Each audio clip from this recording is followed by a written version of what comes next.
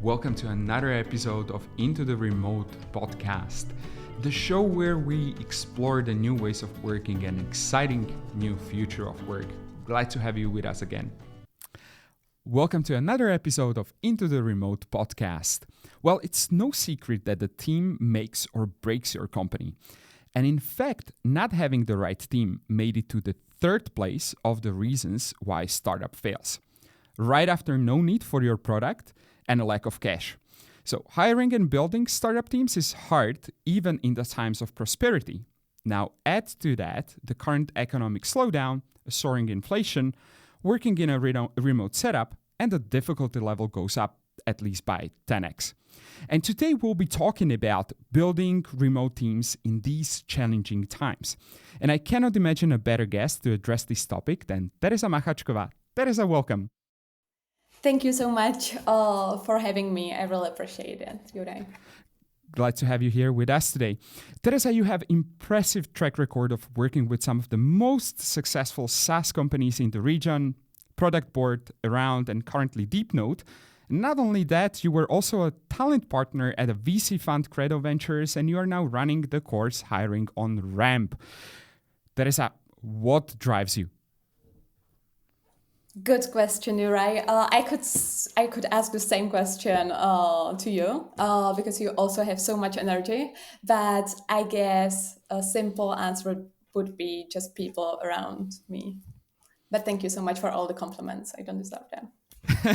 No, seriously, you have a really good nose for the companies that are building something exceptional with an exceptional team. As you said, that the people around you is something that drives you. Tell us more about your current company, Deepnote. How many people are there on the team? How many locations do you work out of? And what is your general setup? Do you work in an on-site, hybrid, online mode? Tell us more. Mm-hmm. So, as you know, Deepnote is an early stage startup. We are developing a notebook for data scientists. And the founding team, so we are about 50 people totally, but the founding team is entirely Slovak. But as we grew, our team started to consist of an amazing people from all around the world, including New Zealand, San Francisco, Netherlands, New York, UK, Hungary, Spain. Really, really good mix of people. Because we never wanted to limit ourselves by finding the best talent where we are today, which means Prague office or like the Prague location. So that's why Deepnote is always going to be remote friendly and always seeking to hire diverse talent. I love that. And I would love to know a little bit more of the details, and we're going to go deeper into them later on. So what is the percentage of the roles that you hire at Deepnote remotely? Meaning that roles that don't need to be located in one of your larger offices. Mm-hmm. So our team is 50-50 split between remote and office folks. So around like 25 people based in Czech Republic. We work in a Prague office, and the remaining 25 people, or like it's maybe 24 people, work from various locations around the world. We have quite big group based in San Francisco, Silicon Valley. So our go-to-market team that consists of marketing and sales. They are based in the US, in San Francisco, because we want to establish a strong presence in the US market. Other than that, we go with a pretty traditional model as like a Central Eastern European startup. So we have engineering, product, and design team here in Europe. Mm-hmm. Absolutely. And hiring these remotely across many time zones causes, a certain challenges and poses certain challenges onto the founders. So what nuances should founders and leaders be aware of when building a team remotely? Mm-hmm. I'm really glad you asked, you, right? Because for me, that's really important question that many founders underestimate. And I think there are like 3 steps you should be aware of before building a team remotely. One is before you go hiring. Second is what you should focus on during hiring remotely. And the third one is after you hire a certain remote team. And the first before hiring is that you aim to hire diverse talent. If you aim to do that remotely, you need to be mindful of the locations where you search for the candidates. So I definitely recommend to do a cost analysis, maybe map the market environment first before you decide you want to hire everywhere, because you can find some location where you maybe it's not going to be even like possible to hire certain talent, because like the legal jurisdictions are really difficult, and it can lead to significant overhead when hiring in these locations. So definitely before hiring, think about that. During hiring, that's the second step, is that you never underestimate how you evaluate the talent. So if you're like screening and interviewing, you should evaluate whether the candidate is even capable to work remotely, because it's not easy. So we call it at Around. We started to call it a good remote fit, not like a cultural fit, but remote fit, because Around is also a remote only company. And then like we designed a specific screening criteria while interviewing the candidates. For example, we only hired senior talent with a track of being successful in remote roles, track record of ability to work asynchronously.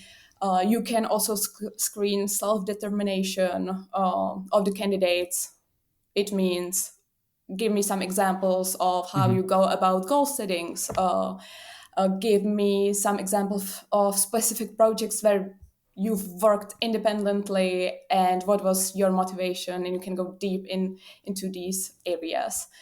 And then the third step is when you already have some team or you're starting onboarding the team, you really need to be aware of paying closer attention to like creating habits that may feel artificial first. Because for example, the onboarding or during the onboarding, you really need to invest much more time there than like companies that are onboarding on site, because you will be much less effective in building relationships and trust while onboarding. And it's really important part of the onboarding itself. Then, for example, you need to build like some kind of mechanism about how to provide feedback, or like how to provide feedback and build like a culture around that, so you don't miss on opportunities for sharing feedback and so on. Yeah, no, this was really awesome. I loved how you split it in the before, during, and after. And, one of the questions that popped out in my head when you were talking about these different stages, do you ever meet the candidate in person? It's a good question. It's actually, yeah, it's happening a lot, and I would recommend when you're hiring for senior talent. For example, right now we are hiring for heads of engineering, or even if we were hiring people into the leadership team at Deepnote, we would always have a step where, for example, the founder or someone from the leadership team would travel to the candidate, or the candidate would be like sent to Prague or to the rest of the team, and they would meet personally, and that's actually a really good step. Do you have some experience with that? I was very curious, because even though we grew to the size of almost 300 people, our CEO Peter Komornik, like, he interviewed every single candidate, right? Like, we had this kind of a ritual at Slido that even though at the later stages when CEOs don't really often meet, the candidates, like, he always wanted to meet the person, as part of the interview rounds. And in most cases, if it was possible, obviously there was a personal meeting, but in many cases during the Corona times, like, it was not possible to meet the candidate, right, face to face. So again, you play with the cards that you have been dealt with, but I'm glad you said that for more senior roles, you prefer meeting the candidate in person.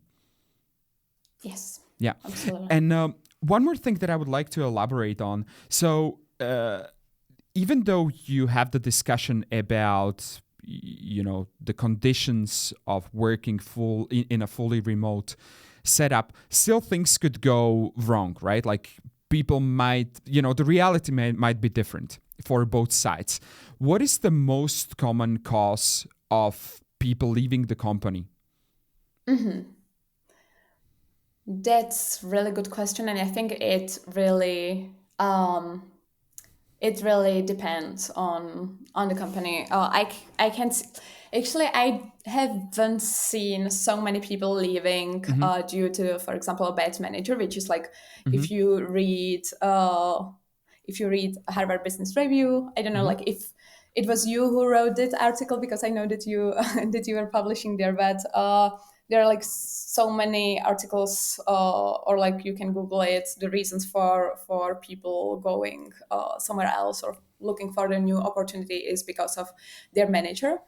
But I haven't seen that much in companies where I work or where I'm involved. I see more reason within the fast growing startups.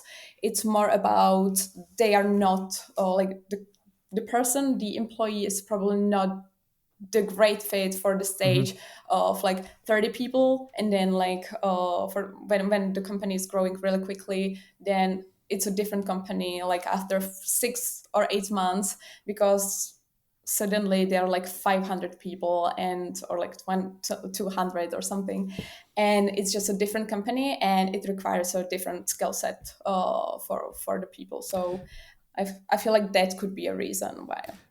I can relate to this like so much. It almost feels like working for a series of different companies, right? Like the dynamic in the team is completely different when there are just 10 of you, 30 people on the team, 80 or 150, right? And I like to say that there are these kind of thresholds that you cross as a team in terms of the size when things drastically change, right? Like up to 30 people, the communication is usually non-structured, and you can turn around and ask your colleague, hey, Teresa, what about this and that email? Did you send it? But suddenly about this kind of a threshold, you need to put a more systematic approach to communication, one of the instances, right? Exactly. And also when you're like 5, 10, 20 people, it just feels like a big, scrappy and happy family, and everyone knows everybody. So, and you can be creative and you can do like everything from like cleaning the dishes to like building the strategy for the product. And once you get like over 50 people, it's just no longer the case. So and also like you start to realize that you don't know everyone, and maybe it's just not the company that you want to be at anymore. And also like because you don't know anyone, you need to start building these like kind of impersonality. So from like being a family and friends, you should also change the narrative of, so now we are like a sports team, we are like a football team, because you would never like fire like your mom or your son, or from like if you have or the family member, because they don't meet your expectations for the performance or something. I can relate to what you're saying like so much, and it seems that you've been through this journey with a couple of companies, and you have that experience firsthand, and it's very, very difficult for both sides, right? Like the managers and leaders as well as people on the team, and also this kind of a mental transformation from what you said, like a team of people that feels more like a family to more of a professional sports team, all the way up to the specialized role and a bit of an ever-increasing amount of politics that comes along with the size, etc. Right? Exactly. I would like to get back to hiring and building the startup teams, and in the remote setup alone, it's already difficult, and now the economic conditions for startups have changed dramatically, right? There are massive layoffs in the tech companies. There is economic slowdown in general. So how does the hiring actually differ in these times of challenge and recession compared to the times of high growth? So yes, indeed, it's a difficult time. That's Definitely, that's definitely true. However, in a startup environment, I find it actually a little bit healthier to navigate smart hiring rather than just throwing money at all the problems we have and like hiring like just every single person that comes into our way. Yeah, I was actually more like allergic about like making nonsensical decisions about compensation, for example, and just like let's throw the money at this candidate because it can just lead to really poor outcomes and some unhealthy results. I think that the current environment highlights the importance of like approaching these issues more thoughtfully, Mm-hmm. and I feel like we can avoid to inflate the bubble in this environment that we are currently at.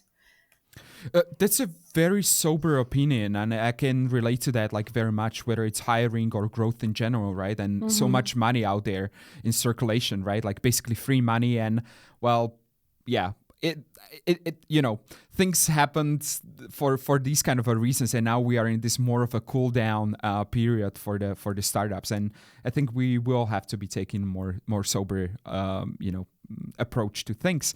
And Teresa, you mentioned that I did write an article or two. You are a prolific author as well, right? And I really like the article that you, I really like the article that you wrote about the mistakes that founders make when they build startup teams, right?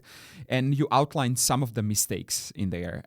Which mistake do you find the most serious, and how can founders avoid it or fix it? I think one important topic that I actually didn't, because like I wrote this article like a year ago, but I just like recently published it because like I didn't have time, But it feels very recent, honestly. okay, it like the mistakes are still like it keeps repeating, right? So but like one really important topic that I think it's worthy post-mortem right now is actually how VCs and startups have measured success in the past few years, and that's actually comes back to your previous question. And like, if you remember, success was previously measured by how quickly can a company grow its headcount. However, right now we witnessed numerous layoffs, as you already mentioned, and it's clear that it was not a healthy metric to use. So that comes to actually the mistake that I see the most commonly happening, and that founders are just like not paying attention to really proper planning, and they're like overhiring, hiring as many people as possible, or so they don't plan well, and they just underestimate the aspect that that they should be really doing this like step back, or they should take a step back and really spend time about thinking about what roles they need and that are truly necessary, and most importantly how these roles actually relate to the business goals. I have a good example of one of the founders that I used to work with, and that's Hubert Palan from Product Board. And he always referred to revenue as the oxygen of the company. And that's how he empathized the importance of this metric and the fact that every single person that we hired or we are hiring, they need to contribute to its growth and to this metric growth. And I think that's really important when you like, for example, opening role, that you have like, actually in that article I'm giving some examples of the question that you should be asking before you open a new role, and you actually make sure that you don't hire someone you actually don't need at the end. This is such a strong analogy, and building up on that, the more people you have in the room, the more oxygen then they consume, right? And you might suffocate at a certain point if you don't let in more oxygen. That goes very much hand in hand with the topic of compensation, right? And you already touched on that a bit earlier, talking about the crazy times that the founders were throwing cash and whatever bonuses and whatnot onto people just to hire them. And with remote work comes this kind of a big question. Should the compensation be based on location or on the actual position and seniority? I think to me, there is no like right answer. It really depends on the company compensation philosophy. But I always advise to think about that as early as you can. So even before you start like hiring your like sixth member of the team. And the most importantly is actually once you have your compensation philosophy and you decide about like certain topics that you just mentioned, it's important to keep your approach consistent and communicate clearly about that, and communicate why this is your decision and why this is the company's compensation philosophy. So everyone in your company knows that you just didn't come up with the numbers blindly, but you actually gave it a thought, and you care about the fairness, and you don't treat salaries as an afterthought.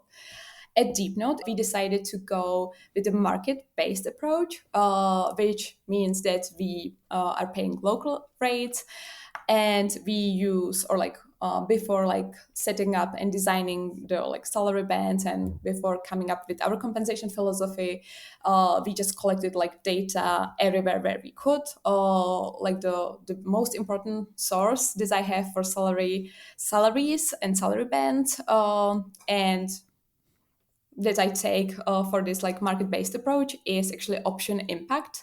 That's a tool with so much data. I think it's just like so much data from companies pre-IPO.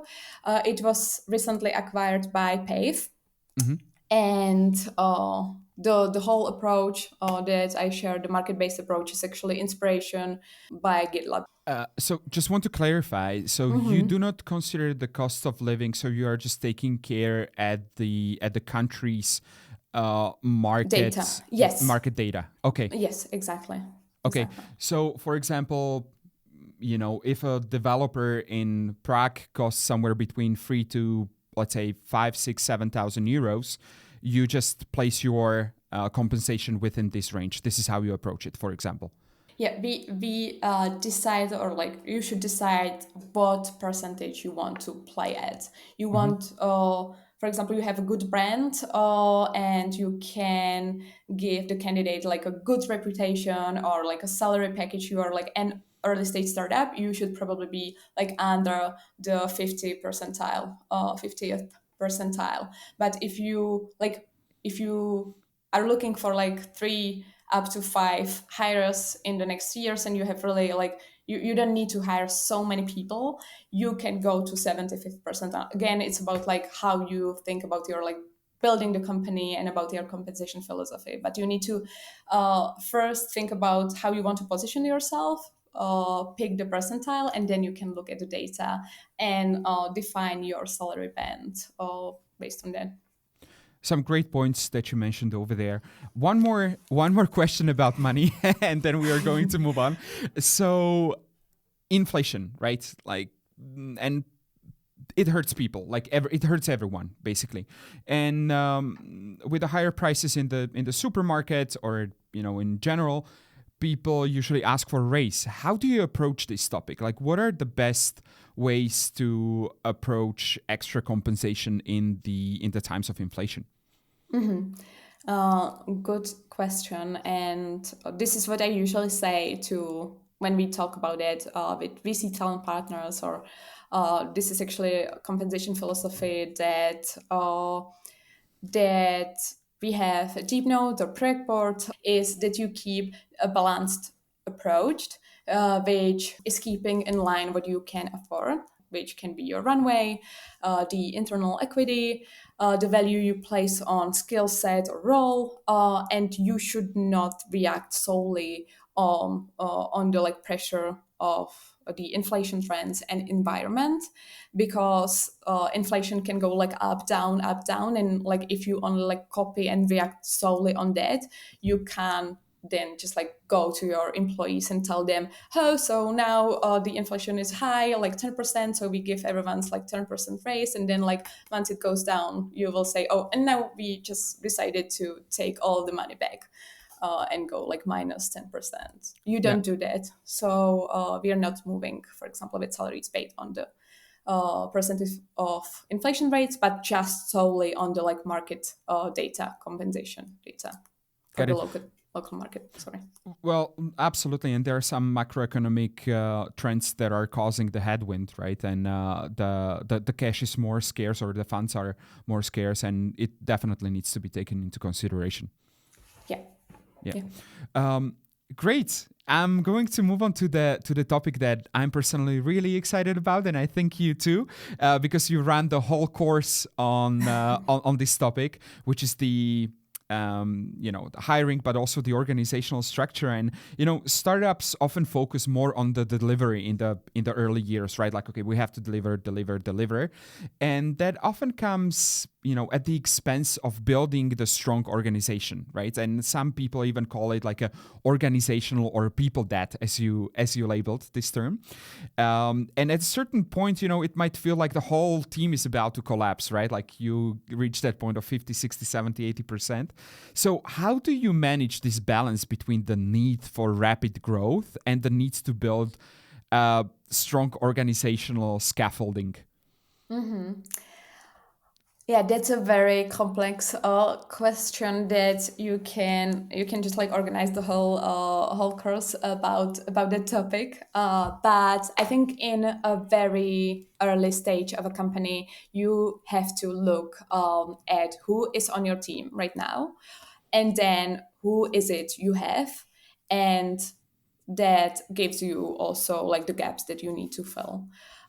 Before like the first call with any founder, I usually ask about if they can come prepared with an organizational structure or org chart, because this helps change the conversation. For example, if they want like to focus me on like how do I fill these roles I have now, to am I focusing on the right roles for the future? So really like taking a step back. And that also helps me to understand if roles are properly scoped for success. If the founder thought about how does the successful role look like. Usually, if you ask the founders, at this point, if you ask the founder a question, what happens if we fail hiring for this role? They usually they are like, maybe actually like nothing really happens, or like how does the like success look like in 30, 60, 90 days? And you just like realize that they have never thought about that, and that means that they maybe even don't need this role. Then another helpful practice that we do is that we ask, or like I usually ask the founder or the whole leadership team to build the org chart for the next 12 up to 14 months. So for example, if they've already made it through the Series A, what has to happen to take it to the Series B round, for example, or to IPO, and how does the org chart look like by the end of, for example, year 2024? And then you just, thanks to that, you can calibrate with the whole leadership team on like how does the org chart like look like based on like each vision. And then you can plan out your future hires or hiring plan. This is so wise and so strategic, really, to look ahead, at the next milestone, whether it's another founding round or another milestone in a company, right? Because very often, you are in this kind of a delivery haste. You're saying, okay, we need more people. We need to deliver faster. Yeah. And I was just wondering, Tereza, do you prompt and do you ask founders to draft the expectations for those critical roles yourself? Do you challenge them on this? Yes. So that's the first step. Usually you challenge them about like, yeah, how does the successful role in your eyes look like, or like what are the goals, and how are these goals connected or linked to, for example, the revenue or the growth or the business goals. And if they cannot answer that, then it's going to be really like a problem. They need to have at least like 5 bullet points why they need this role to be filled, and what happens if we don't hire this person, if we fail hiring this person. And once you have it and they are able to answer it properly, then you can go and invite like an advisor to actually like tell you about the hard skills for that role, and like how to screen for that role if you don't have, for example, the knowledge of that function. Because it usually happens when, like, for example, you're really early and you're very technical founder, and you think you need a marketing leader, but you have never done marketing yourself or experienced working with someone from marketing. So you will need, like, eventually you will need a person that will help you with how to actually design the interviewing process and what you should be asking that person and stuff. Really great piece of advice there. It sounds like you're almost building a business case for every single role that you are trying to hire. Yeah, that's true. I didn't realize that. Yeah. But you should do that. No, absolutely. Then you will not, end up overhiring people and, just really, building that organization, like too large, and, the complexity slows you down, right? Like at a certain point. Let's look inside the company now. So instead of hiring from the outside, many individual contributors at the early stage startups are later promoted to the leadership positions. For many, this is a great, career opportunity and an opportunity for growth in general, but it comes with a certain challenge. Like many of those people, including myself, are just thrown into the water, and you have to either like a swim or sink, right? So how do you support these first-time managers should this situation happen? Really good question. I actually have to mention that Deepnote was a very specific startup for me because we had a great people, for example, in engineering. We were looking for our first engineering manager, and we knew that we have the best talent in like internally. So of course we offered our team leads or like senior engineers, we offered them to actually step up. Internally at Deepnote, nobody wanted to actually become a manager, and nobody wanted to lead a team, even though they were like experienced managers, but they were not interested in that career path because from whatever reasons. So we had to hire externally. But in general, how you should support your first time managers, I think first of all, everyone is responsible for their own learning, and like we have keep learning as our like core DNA value, and I believe that should be a value, or like it should be built in the DNA of anyone who's joining an early stage startup. Every single individual should manage their own like education, and they should not rely on like any external advices from HR, for example, because usually HR person does not have like a specific experience from the engineering environment, and like probably the HR manager managed in their life like one receptionist or one like recruiter or something like that. So it you should be really like looking to connect with experience in engineers, and HR person can definitely like connect you or like provide a great introduction with someone like from external, like from the world. But yeah, like from my role, I'm always happy to provide recommendations, build the library for the new hire managers, and like organize reading clubs about like a really good books that I think that every single new manager should read. But I don't believe in like some like prescriptive approach where you have like a checklist. These are the courses that you need to attend in order to become a good manager. Yeah. No, it makes a lot of sense. Like helping the person connect with a more senior, let's say, leader, and in that particular role, right? Because the success looks completely differently if you are an engineering leader versus marketing leader versus sales leader.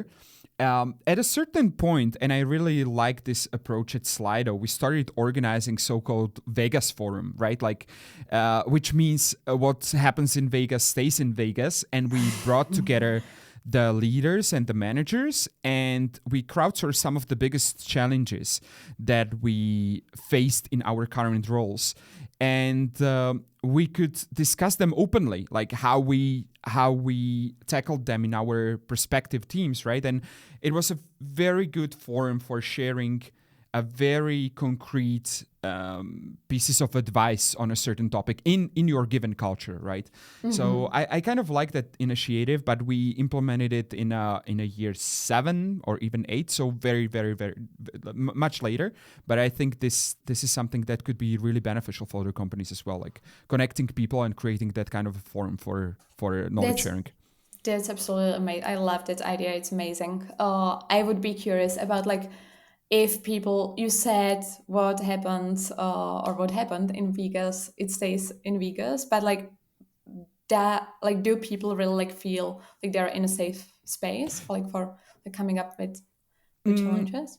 Yeah, actually, it was a really safe place to share these kind of challenges. Like Awesome. either yourself, you were struggling as a manager, or you brought up a certain situation, right, where That's you awesome. didn't know how to handle it, or you handled that situation and you would love to hear the feedback, right? So in this kind of, in this environment, you were able to get a lot of great advice from other leaders in the company. Tereza, the last question, and we ask the same question to all of our guests. What 3 books inspired you into a new way of thinking recently? I love that question. I always ask the candidates this question, and I think they're like right now, if I had the same candidate, for example, in like more companies, they're always like laughing at me because I actually get the inspiration from the smartest and the most inspiring candidates. So I read all the books that my candidates are reading. Nice. And it's really great way how to build your backlog of the books.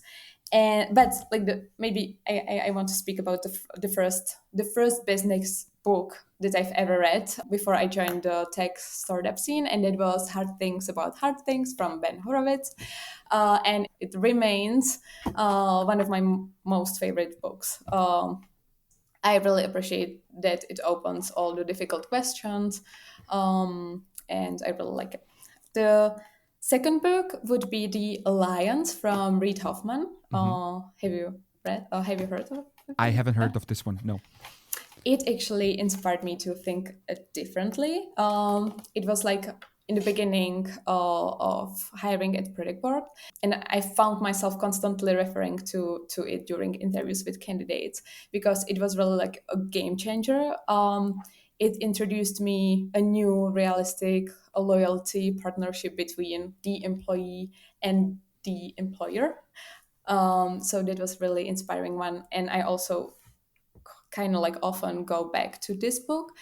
And on the very practical note, I love Elad Gil, High Growth Handbook. That actually, interestingly, that's an angel investor in Deepnote. Thinking about it now, I feel it was one of the reasons why I joined Deepnote because he's really my really favorite author, and each chapter of this book specifically provides valuable guidance on how you build a company, like from really like hiring, product, like how you go about product market fit, firing, like anything. It's awesome. Teresa, thank you so much for the tips, and thank you for all the insights that you shared with us during this interview. It was great having you here with us today. Thank you so much for sharing your insights. I've learned a lot from this. Thank you.